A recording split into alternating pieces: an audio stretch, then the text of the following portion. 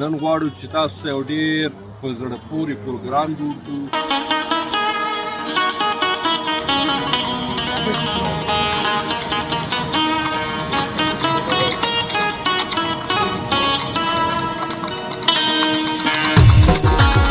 چکر ته راوتلي یو ډېر ښایسته ځای ده او ډېر خلک ورته راځي او ډېر مشهوره ځای ده.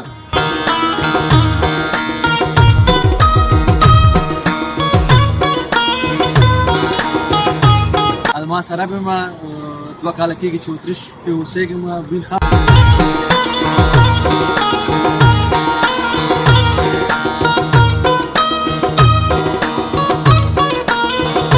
راغلم او تفریح کوو دغه ځای کې او له دغه ځای څخه خوند واخلو.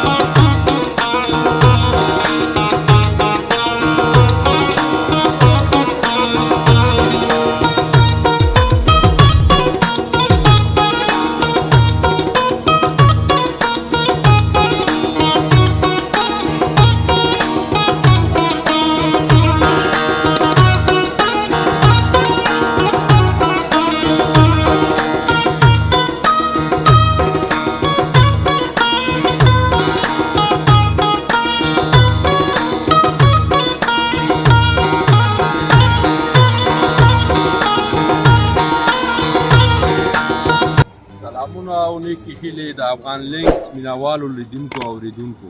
خدای دې وکړي چې روغ جوړ او صحتمند اوسئ. نن غواړو چې تاسو ته یو ډېر په زړه پورې پروګرام جوړ کړو په بیانا ښار کې او مازدیګری ټیم دی، ډېر خوندور موسم دی. نو موږ غوښته چې یو وړوکی پروګرام ونیسو او تاسو ته د موزیم او پخواني ځایونه او د بیانا ښار ځینې ښایسته ځایونه تاسو ته په ګوته کړو او ترېنه خوند واخلئ. نو راځئ چې په ګډه وګورو. زما له خوا هم سلامونه ومنئ. خدای وکړي چې ښه وخت ولرئ. چکر ته راوتلي یو ډېر ښایسته ځای ده او ډېر خلک ورته راځي او ډېر مشهوره ځای ده. چې د دې خوا ته ګورئ دلته موزیم ده. موزیم دغه کوم هغه زاړه یادونه چې دي هغه دې ځای ته یعنې ډېر خلک راځي چکر ته، خصوصا په دغه ځای کې. او بیا زه اوس ورو ورو دا زوړ پارلمان ځای ده. دا مخکې پارلمان و، اوس چې دا پارلمان له دې ځای تبدیل شوی راسره اوس یې چې وګورو. سلامونه. ما سره به ما 2 کاله کېږي چې اتریش کې اوسېږم. بېل ښار دی او نن رخصتۍ ورځ وه، راغلي وو چکر دپاره قدم ووهو. وسلام. سلامونه. زما هم سلامونه واله او زه هم دوی سره نن راغلم او تفریح کوو دغه ځای کې او له دغه ځای څخه خوند واخلو.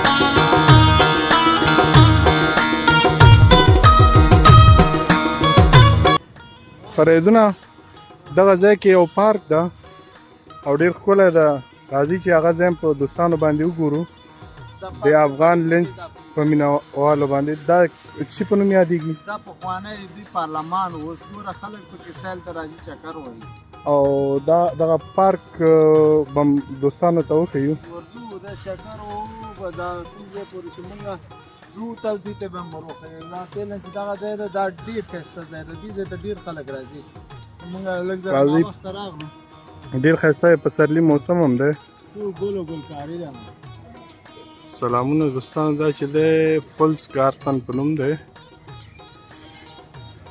نو اوس به د پارک نه تاسو هم خوند واخلئ راځئ په ګډه سره یې وګورو